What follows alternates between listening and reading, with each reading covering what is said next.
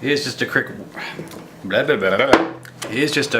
recap on what I was doing last week, which was using a heat gun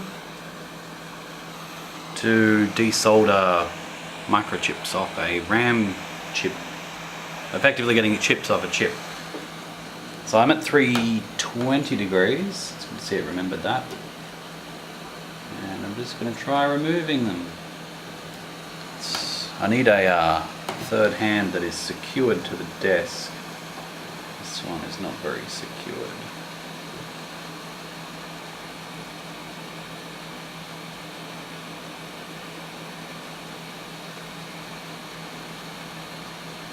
Just heat up the joints.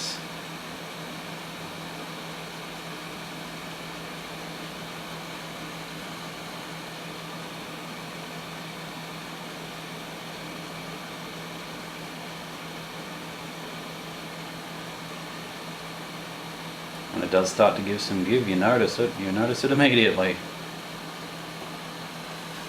Here we go. That's how you remove the RAM chip. RAM chip.